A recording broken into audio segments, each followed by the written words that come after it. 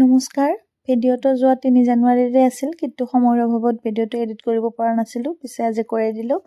মাইনুহঁতৰ স্কুলৰ পৰা প্ৰথমবাৰৰ বাবে পিকনিকত গৈছিলোঁ জিমিৰি গাঁও অৰেঞ্জ ভিলেজলৈ।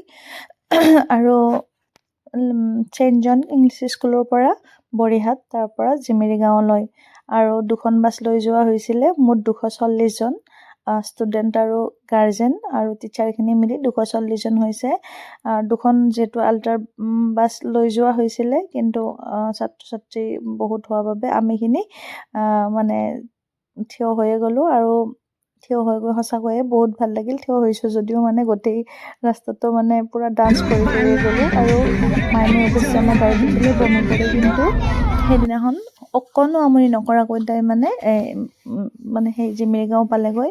অকণমানো দিগদাৰ নকৰিলে। মোৰ চিন্তা হৈয়ে আছিলে তাই জানো গাড়ীত দিগদাৰ কৰে বুলি, কিন্তু ফ্ৰেণ্ডখিনিৰ লগত ধুনীয়াকৈ বহাই দিয়াৰ বাবে তাই অকণমানো দিগদাৰ নকৰিলে। আৰু সেইদিনাখনৰ দিনটো সঁচাকৈয়ে বহুত বেছি ভাল লগা আছিলে। আৰু এয়া চাহ বাগিচাৰ মাজেৰে গৈ গৈ আমি আমাৰ ঠাইখিনি পালোগৈ। আৰু এয়া ইহঁতে পূৰা এনজয় কৰাত ব্যস্ত। আৰু আমিও বাৰু ঘূৰিলোঁ ফুৰিলোঁ আৰু ধুনীয়াকৈ য'ত গাড়ীখন ৰখা হৈছিলে তাৰ তলেদিয়ে ধুনীয়া দলংখনৰ মানে নদীটো আছিলে আৰু ধুনীয়া নদীখন। আৰু এয়া জেণ্টছখিনিয়ে ধুনীয়াকৈ পাচলি কটাত ব্যস্ত, আৰু আমাৰ মহিলাখিনিক আজি আৰাম কৰিব দিছে। জেণ্টছখিনিয়ে সকলোবোৰ কৰি দিছে, আৰু এয়া জেণ্টছখিনি কামত লাগি গ'ল গৈ পেলাইয়ে। আৰু আমি গোটেইখিনি ইয়াতে বহি ল'লোঁ। যিহেতু বহুত দীঘলীয়া ৰাস্তা আছিলে, সেইকাৰণে ভাগৰ লাগিছে। যোনে যি টিফিনত আনিছিলে খোৱাত ব্যস্ত।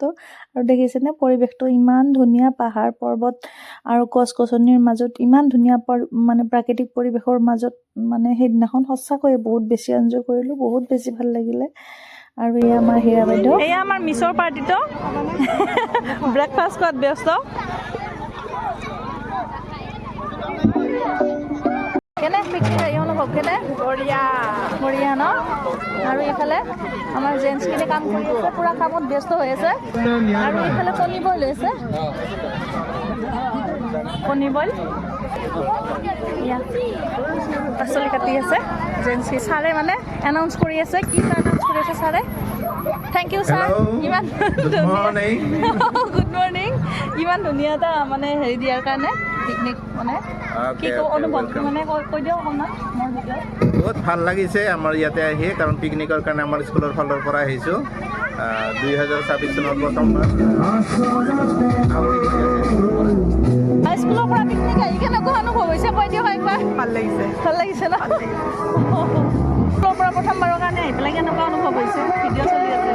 ভালে লাগিছে মইতো প্ৰথম এক্সপিৰিয়েঞ্চ আমাৰ স্কুলৰ পৰা আমিও মানে প্ৰথমবাৰৰ কাৰণেই আহিছোঁ পিকনিকত। ভালেই লাগিছে ন? এনজয় কৰক চবে। তাৰপিছত আমি আটাই ব্ৰেকফাষ্ট কৰিলোঁ আৰু অকণমান ঠাইখিনি চাই ল'লোঁ।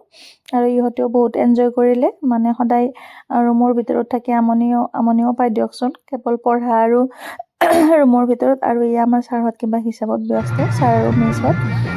তাৰপিছত যিহেতু আমাৰ ঠাইখিনি বেলেগ আছিলে, খোৱা ঠাইখিনি বেলেগ আৰু কমলা বাগানলৈ বেলেগ এটা ৰাস্তাৰে যাব লাগে। সেয়েহে আমি ব্ৰেকফাষ্ট কৰি উঠি আকৌ বাছত উঠি গ'লোগৈ কমলা বাগানলৈ বুলি। আৰু ইমান ধুনীয়া প্ৰাকৃতিক পৰিৱেশৰ মাজেৰে মানে সঁচাকৈ মানে বহুত বেছি ভাল লাগিলে। দেখিছেনে পাহাৰ, গছ গছনি, সৰু সৰু নদী, নিজৰা এনেকৈ। আৰু বহুতেই মানে ভাল লগা আছিলে। আৰু সেইদিনাৰ দিনটোও বহুত ঠাণ্ডা আছিলে, ৰ'দ দিয়া নাছিলে। আৰু দেখিছেনে কমলা বাগান আহি পালোঁ আমি, ইমান ধুনীয়াকৈ কমলাবিলাক লাগি আছে। বহুত সৰু সৰু আছিলে কমলাবোৰ। আৰু আমি গৈ পাওঁতে মানে কমলা বাগানৰ মালিকে আমাক সৌখেদা দিলেগৈ। পিছে আগতীয়াকৈ জনোৱা হোৱা নাছিলে, কৈছিলোঁ মানে আগতীয়াকৈ জনোৱা হ'লে হয়তো আমাক মানে আমি তাৰ পৰা কমলা কিনিব পাৰিলোঁ হয়, কিন্তু বহুত মানুহ জগতে মানে সিহঁতে মানে মালিকে অকণমান দিবলৈ টান পাইছে। বাৰু একো নাই, এটা পাইছিলোঁ, খাইছিলোঁ আৰু বহুত টেষ্টি আছিলে কমলাখিনি, মিঠা মিঠা। আৰু এয়া আমি যোনখিনি জেগাত মানে খানা খাইছিলোঁ তাৰে পিছফালে নদীটো আছিলে। আৰু এয়া খানা খোৱাৰ পিছত মিছহঁতৰ লগত এয়া আমাৰ ডান্স আৰম্ভ হৈ গ'ল। পিছে এতিয়ালৈ বাই বাই। আৰু আমাৰ ডান্সৰ ভিডিঅ'খিনি চাব দেই। আৰু ভিডিঅ'টো চাই যদি ভাল পালে লাইক কমেণ্ট নিশ্চয় কৰিব। আৰু সঁচাকৈয়ে সেইদিনাখনৰ দিনটো বহুত বেছিয়ে ভাল লগা আছিলে। Thank you so' much sir, ইমান ধুনীয়া ট্ৰিপ এটা দিয়াৰ কাৰণে আৰু ইমান ধুনীয়া প্ৰাকৃতিক পৰিৱেশৰ মাজলৈ আমাক মানে নিয়াৰ বাবে। so much again.